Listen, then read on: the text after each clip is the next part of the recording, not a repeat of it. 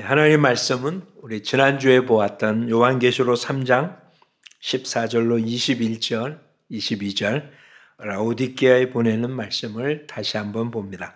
14절로 22절 말씀까지 함께 읽겠습니다.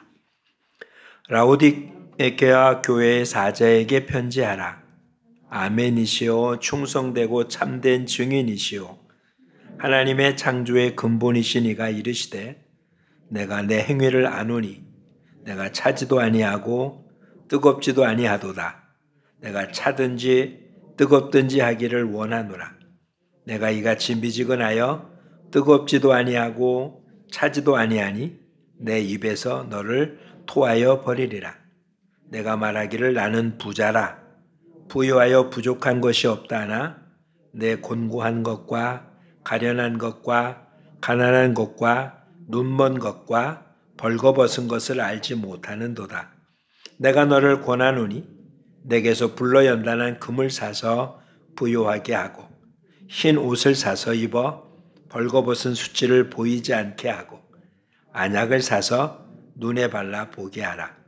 물은 내가 사랑하는 자를 책망하여 징계하노니 그러므로 내가 열심을 내라 회개하라. 볼지어다 내가 문 밖에 서서 두드리노니 누구든지 내 음성을 듣고 문을 열면 내가 그에게로 들어가 그와 더불어 먹고 그는 나와 더불어 먹으리라. 이기는 그에게는 내가 내 보좌에 함께 앉게 하여 주기를 내가 이기고 아버지 보좌에 함께 앉은 것과 같이 하리라. 귀 있는 자는 성령이 교회들에게 하시는 말씀을 들을지어다. 아멘. 우린 지난주에 라오디게아 교회에 미지근하면 토해버리겠다는 하나님의 음성을 듣고 또한 그 문제를 해결하는 방법으로 세 가지를 사라라는 그와 같은 권면의 말씀을 들었습니다. 그 중에 첫 번째, 불로 연단한 금을 사서 부요해지라고 말씀한 것을 보았죠. 미지근함, 이건 어찌 보면 주변과 동화되는 것을 뜻합니다. 즉 하나님의 사람이 사람의 아름다움을 바라보고 결혼했던 노아 홍수 이전의 모습들, 바로 그것이 미지근함의 대표적인 모습이었겠죠. 즉 하나님의 사람으로서의 정체성을 잃어버리고 세상 것에 쉽게 동화되는, 어디 가도 거기에 그냥 잘 적응하는 것. 어찌 보면 세상에서는 참 처세술이 좋은 모습이지만 하나님의 사람으로서는 인정받지 못해서 토해버리겠다고. 그래서 이 문제를 해결하는 모습은 불로 연단한 금이었습니다. 즉 고난의 풀무에서 우리의 하나님이 허락하지 않은 세상 것, 육적인 모습들을 제거함으로 부드러워지는 것이었었습니다. 아직도 우리 속에 완악함 있어서 굉장히 뻣뻣한 모습이었다면 주님의 온유함을 닮아가야 될 것이고, 우리 자신이 완전하지 못하지만 투명한, 즉 정직한 모습을 통해서 불로 연단한 금과 같은 믿음의 삶을 살아야 할 것입니다. 주님이 오늘 라오디게아 교회를 향하여 두 번째 표현을 합니다. 흰 옷을 사서 벌거벗은 수치를 보이지 않게 하라라는 것입니다. 흰 옷을 사서 벌거벗은 몸을 가리라. 근데 라오디게아 교인들은 그렇게 생각하지 않잖아요. 부요하고 그래서 아무것도 부족함이 없는, 그러니 그들이 입은 옷이 어떤 옷이었겠나 한번 생각해 보십시오. 그냥 단순하게 그냥 생각해도 부유한 사람이 입는 옷, 그렇죠? 어떤 모습인지 그냥 상상이 가능하잖아요. 근데 주님은 오히려 그런 라오디게아 교회를 향하여 벌거벗었다라고 표현하며 내게서 흰 옷을 사서 그 수치스러움을 가리라라고 말합니다. 성경에는 곳곳에 이렇게 옷을 입으라는 표현을 합니다. 이사야서 52장 1절 말씀은 이렇게 기록합니다. 시온이여 깰지어다 내 힘을 입을지어다. 거룩한 성 예루살렘이여 내 아름다운 옷을 입을지어다. 여기서 시온은 분명히 교회 모형일 것입니다. 그런 교회 하나님이 말하기를 내가 너희에게 옷을 입혀주겠다라고 말하지 않고 오히려 내가 내 아름다운 옷을 입을지어다 라고 말합니다. 내 아름다운 옷을 입을지어다. 바울도 로마서에 교회에 비슷한 권면의 말씀을 합니다. 로마서 13장 14절에 오직 주 예수 그리스도로 옷 입고 정욕을 위하여 육신의 일을 도모하지 말라. 그리스도의 옷을 입고 육신의 정욕을 도모하지 말라고요. 이런 공고, 즉 옷을 입으라는 공고를 그렇게 계속하는 이유는 뭘까? 요한계시록 7장 9절 말씀을 봐주시죠. 요한계시록 7장 9절 말씀에 의하면 인치심을 받은 14만 4천의 이야기가 나온 뒤에 표현하는 내용입니다. 9절을 같이 한번 읽어볼까요? 이 일 후에 내가 보니 각 나라와 족속과 백성과 방언에서 아무도 능히 셀 수 없는 큰 무리가 나와 흰 옷을 입고 손에 종려나무 가지를 들고 보좌 앞과 어린 양 앞에 서서, 어린 양과 보좌 앞에 섰는데 무엇을 입고 있다고요? 흰 옷을 입고. 다시 얘기하면 왜 그렇게 성경에 옷을 입으라는 말을 우리에게 권면할까? 이 옷을 입지 않고는 보좌 앞, 어린 양 앞에 설 수가 없기 때문에 그렇죠. 그렇다면 문제가 하나 있죠. 이 옷은 우리가 입을 수 있는 모습이 아닌 거예요. 우리가 입고 있는 옷은 더러운 옷임에는 틀림이 없습니다. 로마서 3장 10절에 의인은 없나니 하나도 없다. 아담이 범죄한 이후 모든 인간은 더러운 옷을 입고 있습니다. 그러니 이 더러운 옷을 입고는 하나님 앞에 나아갈 수가 없으니까 하나님께서 우리에게 구원의 새 옷을 입혀주십니다. 그러니 이 옷은 우리가 무슨 돈 주고 사거나 수고해서 애쓰고 얻을 수 있는 그런 옷은 아님에 틀림이 없습니다. 이사야서 61장 10절은 이렇게 기록하고 있어요. 내가 여호와로 인하여 크게 기뻐하며 내 영혼이 나의 하나님으로 인하여 즐거워하리니 이는 그가 구원의 옷으로 내게 입히시며, 구원의 옷으로 입히십니다. 그러니 이거는 내가 어떻게 할 수 있는 것이 아니죠. 구원의 옷은 하나님이 우리에게 주시는 은혜의 선물임에 틀림이 없습니다. 구원의 옷으로 입히시고 의의 겉옷으로 내게 더하심이, 신랑이 사모를 쓰며 주님이 신부가 자기 보물로 단장함 같게 하셨습니다. 주님은 우리에게 구원의 옷과 단장한 보물을 주십니다. 이것은 우리 힘으로 마련할 수 있는 것이 아닙니다. 그러면 하나님이 우리에게 옷을 줬는데 문제는 우리가 그 옷을 안 입었다는 거잖아요. 그렇죠? 이 옷은 우리가 살 수 있는 게 아니고 하나님이 주신 겁니다. 더군다나 우리는 그리스도의 신부입니다. 신부인 우리들은 신랑이 원하는, 신랑이 허락된 예수 그리스도가 우리에게 준 그 예복을 입고서 그 혼인잔치에 참여해야 됩니다. 이러고 나면 우린 성경에 있는 예수님께서 혼인잔치에 혹은 잔치에 참여했을 때 예복을 입지 않아서 쫓겨난 사람 이야기를 이제 이해가 되어집니다. 잔치를 베풀고 초대장을 발휘했는데 잔치날이 되어서 갔더니 사람들이 잔치에 참여하지 못하겠다고 그러죠. 나는 장가 가서, 나는 땅을 사서, 나는 소를 사서 뭐 이런 것들을 해야 되기 때문에 잔치에 참여하지 못하겠다. 그랬더니 주인이 뭐라고 합니까? 사람들을 불러 모아서 잔치를 채우라고. 그런데도 자리가 남자 길거리 가서 누구나 다 데리고 오라고. 그리고 잔치를 다 참여했는데 주인이 보니까 그 중에 한 사람이 예복을 입지 않았다. 그래서 쫓아냈다라는 말이 나옵니다. 어떻게 보면 뭐 말이 안 맞잖아요. 왜냐하면 잔치에 초대했고 그것도 뭐 원래 초대장을 받은 사람이 아니었는데 그냥 길거리에 가다가 잔치에 참여해서 왔는데 예복을 입지 않았다고 잔치집에서 쫓겨났다. 그것도 그냥 쫓겨난 정도가 아니에요. 그냥 아주 슬피 울도록 했다. 말이 안 되잖아요.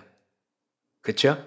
그렇다면 우선 한 가지를 생각해야 됩니다. 잔치 자리에는 항상 뭘 입어야 된다고요? 예복을 입어야 돼요.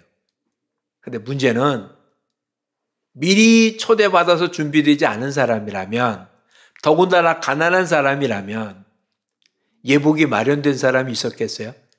그냥 깨끗한 옷이 아닙니다. 예복입니다. 그러니 설명은 안 돼 있지만 이 잔치에 참여할 수 있는 예복은 그 잔치에 초대된 사람이 준비된 게 아니라 초대한 사람이 준비했다라고 봐야 돼요.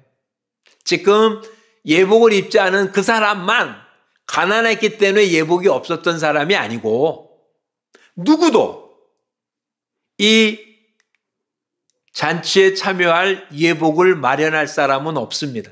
아무리 부자라 할지라도. 지금 이 잔치는 하나님의 잔치 자리거든요. 하나님이 초대한 잔치 자리에 본인이 예복을 준비하고 올 사람은 아무도 없습니다. 부자라고 해도 혹은 가난해도. 그러니 이 예식에 참여하는 모든 사람에게는 주인이 예복을 마련해 주었을 텐데 그 중에 한 사람 뭐 했다고요? 예복을 입지 않고 온 사람이 있다는 거예요. 그래서 쫓겨났다. 그래야 말이 맞는 거죠. 그렇죠? 그러니 오늘 이사야서의 구원의 옷으로 내게 입히며 하나님께서 하나님의 나라에 초대된 모든 하나님의 백성들에는 예복을 다 준 것입니다. 그리고는 그 예복을 입고 오라라고 한 거잖아요. 근데 예복을 안 입은 게 문제죠. 그렇다면 이 예복이 과연 무엇이기 때문에 그걸 안 입었다고 할까요? 그걸 살펴봐야 되겠네요. 요한계시록 17장 7절과 8절입니다. 요한계시록 17장 7절과 8절 같이 한번 읽어보죠. 천사가 이르되 왜 놀랍게 죄송합니다. 19장 7절과 8절입니다. 17장이 아니라 19장 7절과 8절. 우리가 즐거워하고 크게 기뻐하며 그에게 영광을 돌리세. 어린 양의 혼인 기약에 이르렀고 그의 아내가 자신을 준비하였으므로 그에게 빛나고 깨끗한 세마포 옷을 입도록 허락하셨으니 이 세마포 옷은 성도들의 옳은 행실이로다. 이 세마포 옷은 성도들의 옳은 행실이로다. 그러니까 흰 옷을 입으라고 하는 옷은 세마포 옷인데 그 옷은 우리가 볼 수 있는 옷이 아닌 거예요. 성도들의 옳은 행실이 세마포 흰 옷입니다. 그러니까 라오디게아 교인들은 정말 좋은 옷을 입고 있었는데 눈에 보이는 하나님이 볼 때는 옳은 행실에 흰 옷을 입지 않았기 때문에 벌거벗은 몸으로 있었다. 이런 이야기가 되는 거잖아요.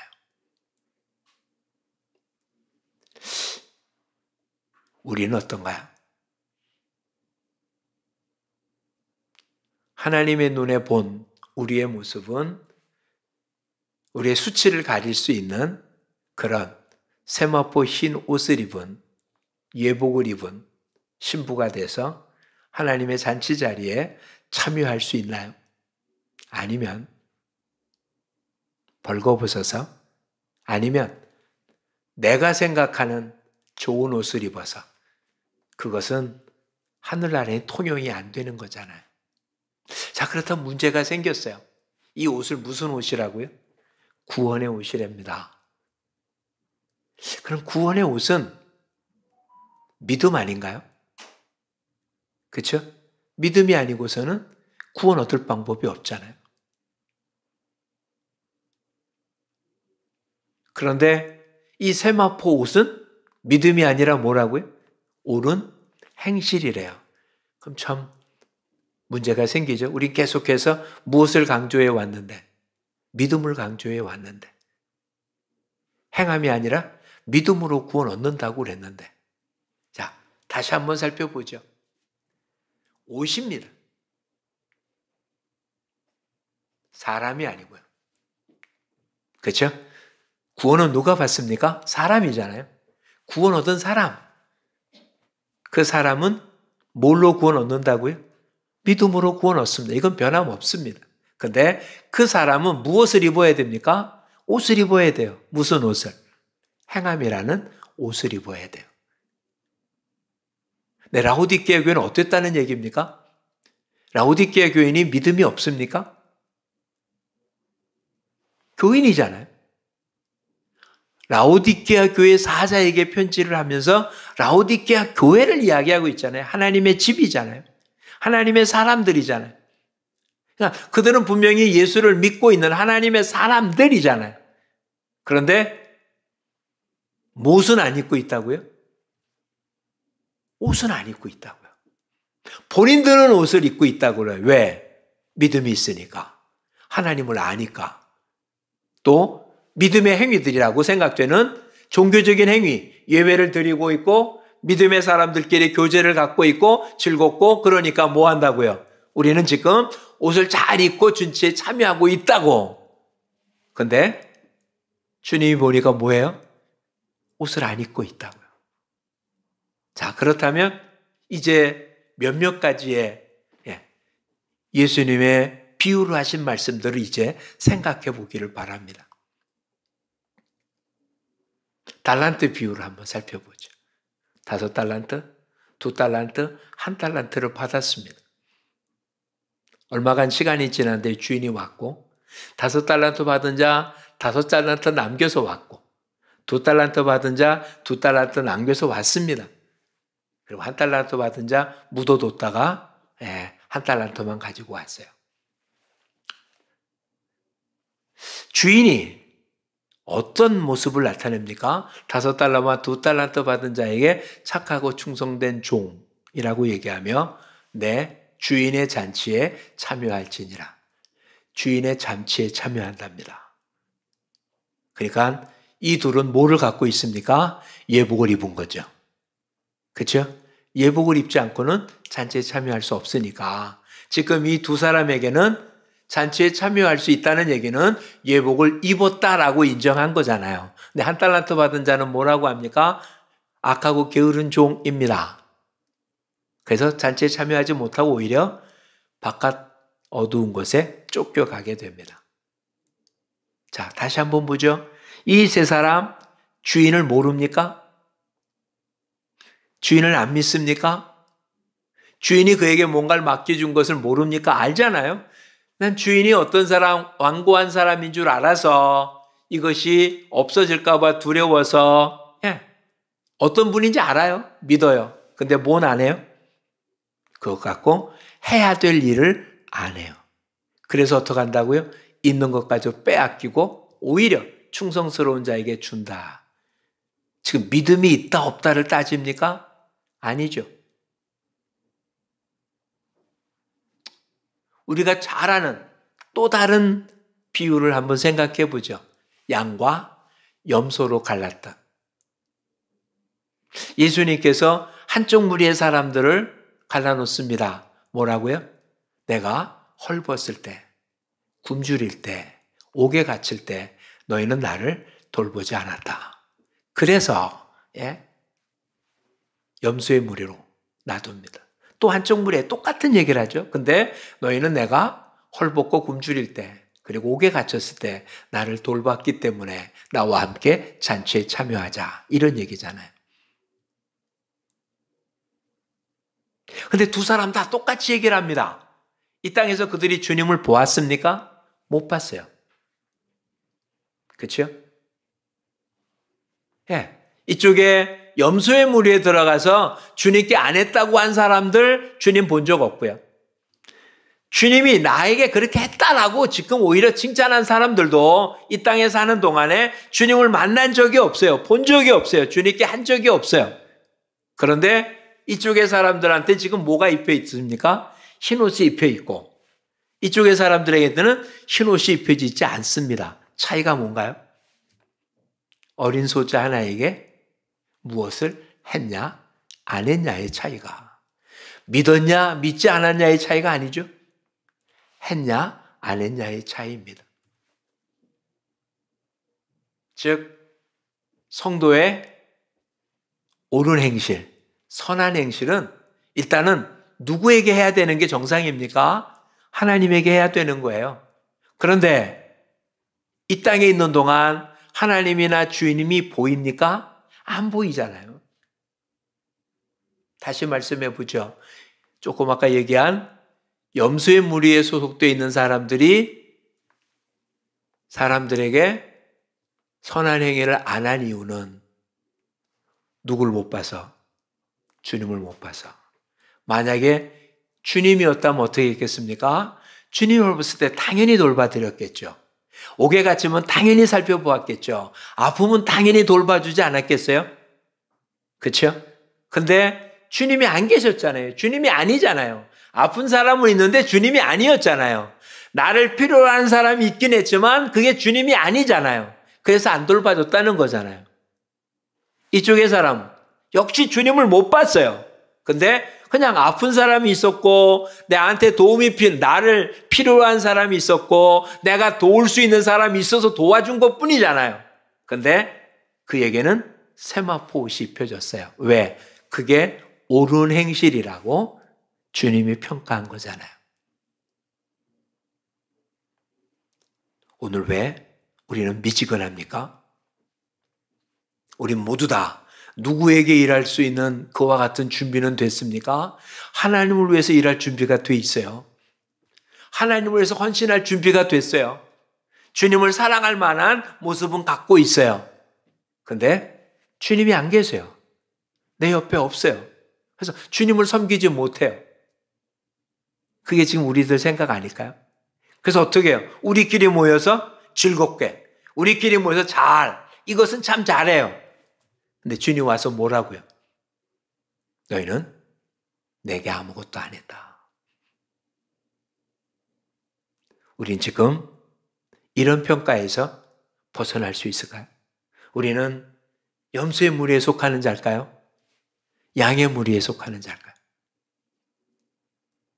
어떻게 사셨습니까? 저나 여러분 지난 한 주간 동안 주님 만난 적 없습니다. 하나님 본 적 없습니다. 우린 그래도 외칩니다. 하나님 사랑합니다. 하나님 사랑해 합니다. 근데 주님 와서 뭐라고 합니까? 너는 나를 사랑하지 않았다. 나는 주님을 섬깁니다. 그래서 예배드리고 기도하고 합니다. 근데 주님 와서 뭐라고요? 너는 나를 섬기지 않았다. 그래서 내가 너한테 흰옷을 주지 못한다. 믿지 않았다라고 말하지 않아요.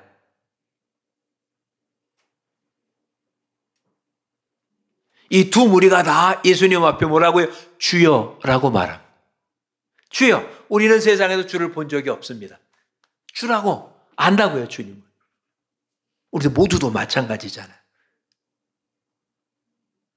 자, 그럼 한 가지 더 살펴보지요.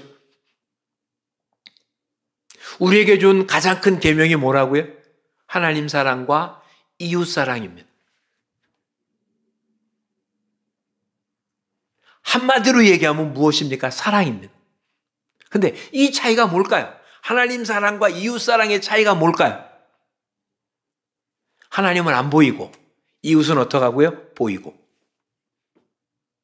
또 한 가지, 하나님은 사랑해도 우리가 뭐 할 수 없고 행동할 수 없고. 왜? 안 보이니까. 그렇죠? 만날 수 없으니까. 하나님 사랑한다고 말할 수는 있지만 하나님 사랑할 수 있는 방법은 없고. 왜? 만날 수 없고 보일 수 없으니까. 아무리 곁에 있어도. 반대로 이웃은 보이니까 사랑하는데, 성경 뭐라고요?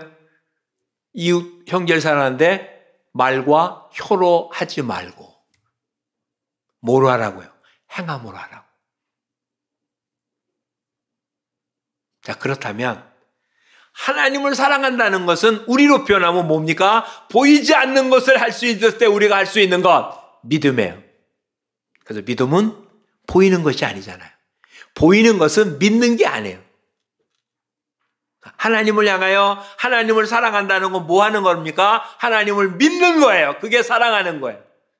근데 형제를 향해서는 어떻게 됩니까?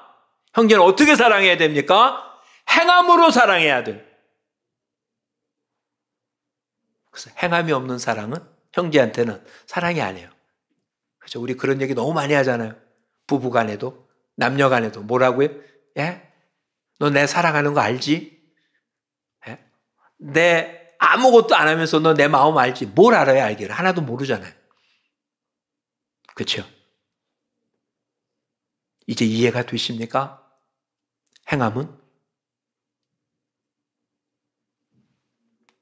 하나님을 믿는 증거예요. 그래서 야고보서에 반복적으로 얘기하는 게 행함이 없는 믿음은 죽은 믿음이라고 그렇게 표현한 건데, 다르게 한번 해석해 보자고요. 하나님을 믿어요. 믿으면 어떻게 된다고요? 사랑해요. 근데 하나님 사랑할 방법이 있습니까? 어떻게 하면 하나님 사랑하는 겁니까? 주일 지키면? 예배 드리면? 11조 하면?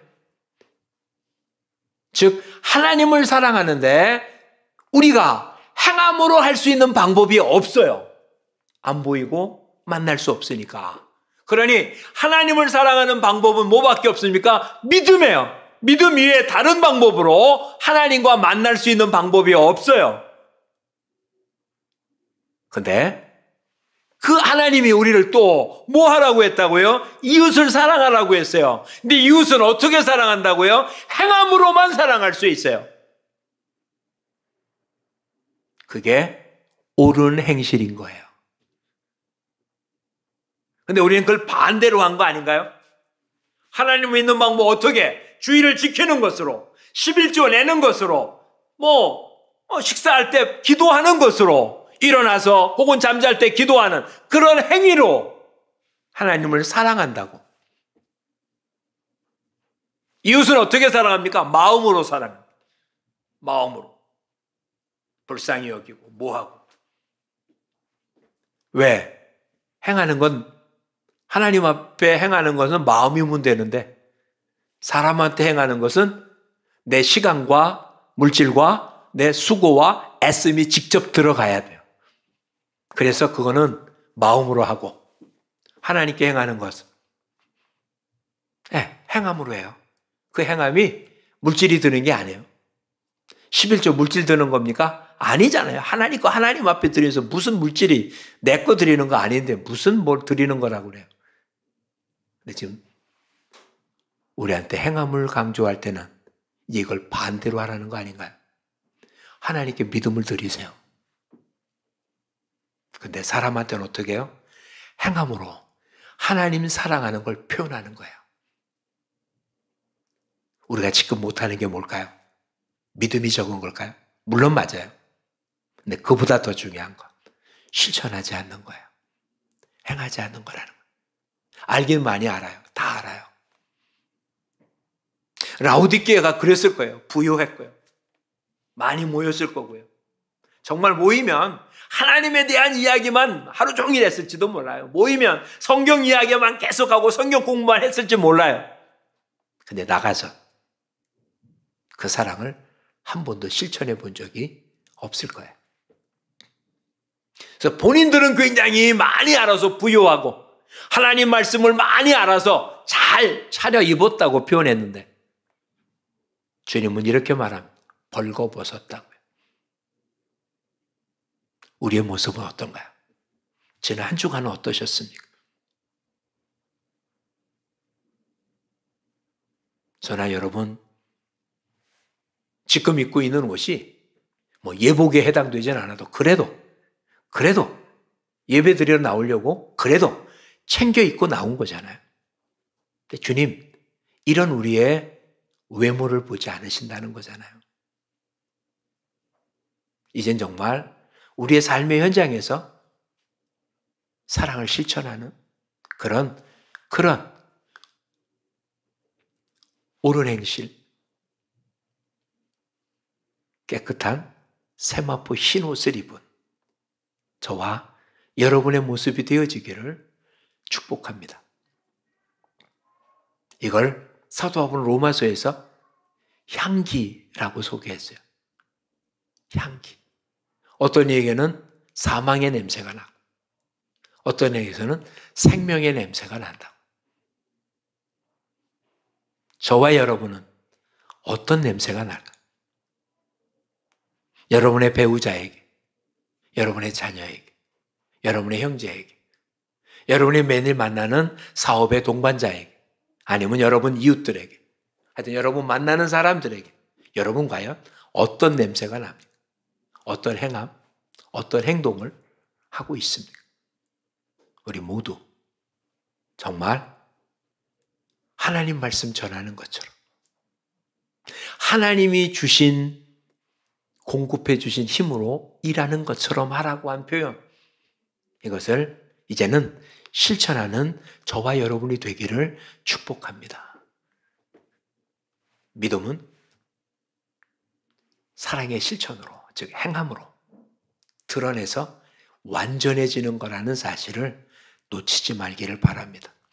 믿음은 있으나 벌거벗은 몸이 아니라 믿음이 있는 우리들에게 올바른 행실의 세마포 흰 옷을 입어서 늘 주님의 잔치에 참여하는 거룩한 그리스도의 신부로 살아가는 우리 모두가 되어야 할 것입니다. 지금 이 땅, 우리가 살고 있는 이 세상에 미지근한 우리들의 모습은 아닐까요? 우리 그동안 2년여에 걸쳐서 우리 계속 외적인 요소만 이야기했는지 모릅니다. 코로나 때문에. 어찌 보면 코로나 때문에 믿음을 잃을 필요는 없지만 코로나 때문에 우리 뭐를 잃어버렸습니까? 행함을 잃어버린 건 틀림없죠. 만나지 않고, 만나지 못하고, 모하지 못하고. 그렇다고 믿음을 잃지는 않습니다. 그렇죠? 다시 한번 표현해 보죠. 주님 우리에게 라오디게아 교회에게 믿음을 이야기하고 있지 않습니다. 내 행실을 아노니. 교회 모든 교회에게 그렇게 표현해요. 물론 작은 믿음 갖고 큰 일을 했다고 칭찬하잖아요. 믿음은 크기를 따질 필요가 없습니다. 하나님이 하시는 일이기 때문에. 그래서 겨자씨만만 해도 산을 옮길 수 있습니다. 근데 우리 행함은 그렇지 않습니다. 이거는 우리가 어떻게 행하느냐에 따라서 그 열매는 전혀 달라지고 이것을 하면 할수록 어떻게 한다고요?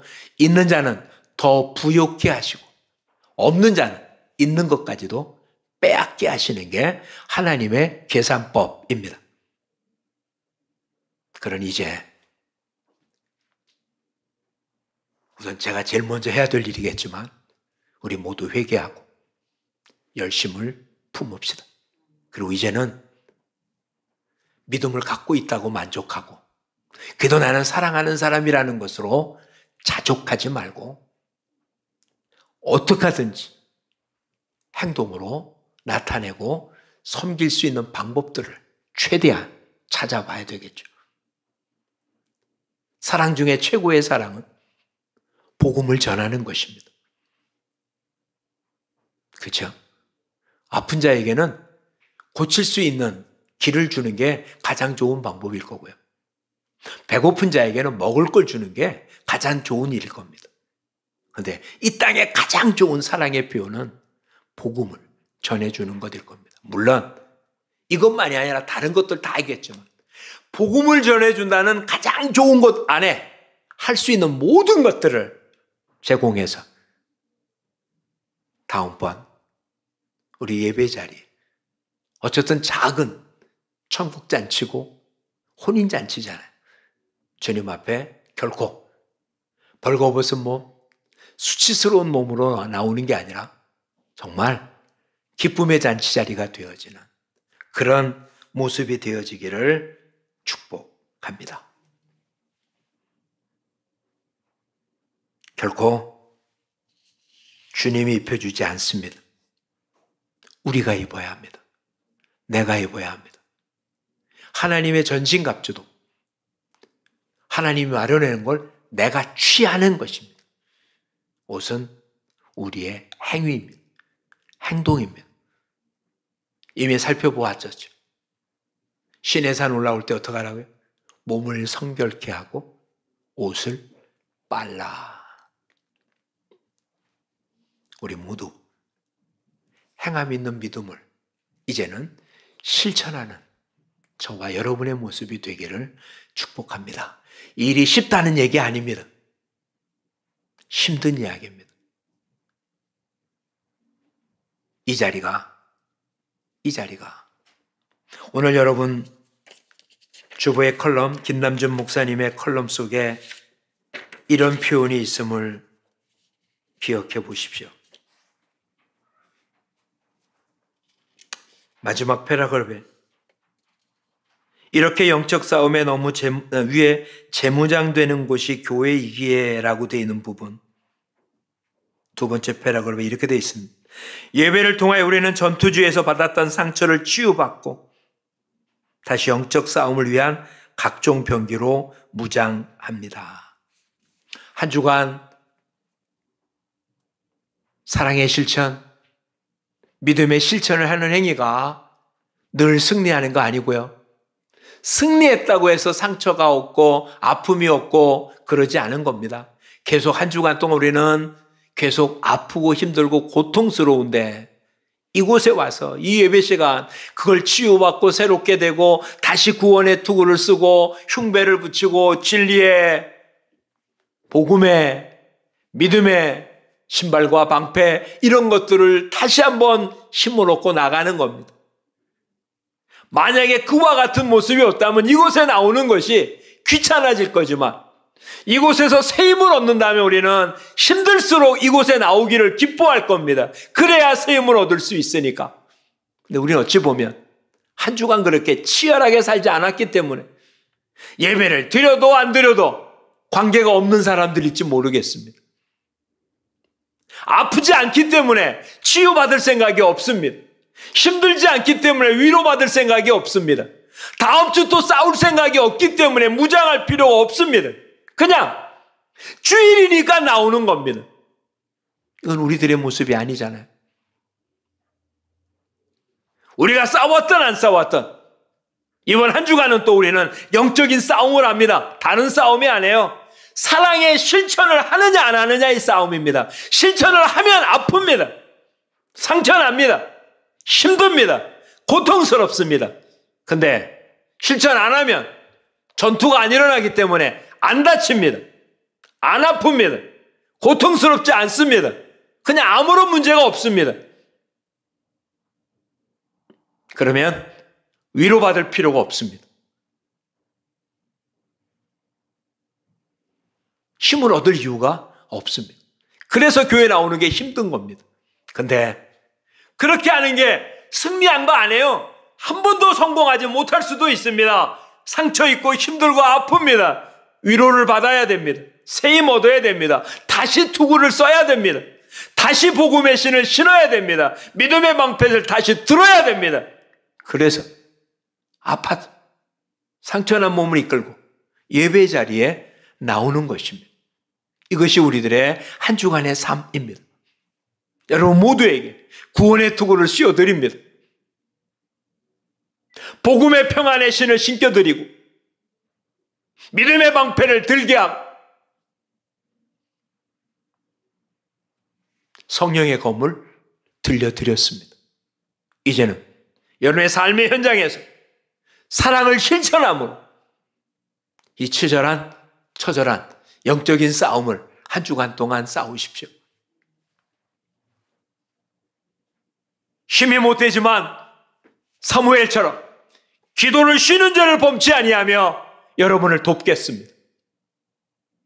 다음 돌아오는 주일날 여러분께 힘들고 상처 입은 놈들 주님의 품에서 안식하고 평안을 얻고 새 힘을 얻고 또다시 나가서 마지막에 새 예루살렘을 건설하는, 그래서 주님의 놀라운 잔치에 참여하는 기쁨을 우리 모두 함께 누릴 수 있기를 축복합니다. 우리는 누구 하나도 예복을 입지 못해서 그 놀라운 잔치에서 쫓겨나는 일이 한 명도 생기지 아니하도록 여러분 가족 모두가, 여러분 인친척 모두가, 우리가 만난 모든 사람들이 다 같이 주를 믿고 흰 예복을 입어 놀라운 잔치에 함께 참여하는 기쁨을 바라보며 어떤 눈물도 어떤 상처도 어떤 피도 흘릴 수 있는 그런 각오로 오늘 예배를 마치며 여러분의 삶의 현장으로 내려갈 수 있기를 축복합니다. 기도하겠습니다. 주님, 믿음이라는 비명하에 그냥 가슴에만 품고 있었던 저희들을 용서하시고 이제는 실천하지 않는 우리의 삶이 벌거벗은 부끄러운 몸이라는 사실을 깨닫고 삶의 현장에서 옳은 행실을 통해 우리의 믿음을 펼쳐 보이고 하나님 사랑하는 방법을 이웃 사랑함으로 실행하는, 그래서 주님의 잔치에 흰 세마포 옷으로 예복으로 주님의 잔치에 참여하는 우리 모두가 되게 하옵소서. 처절한 싸움을 싸우려고 다시 삶의 현장에 갑니다. 하나님의 전신갑주를 입고 나갑니다. 주님, 힘 주옵소서. 예수님 이름으로 기도합니다. 아멘.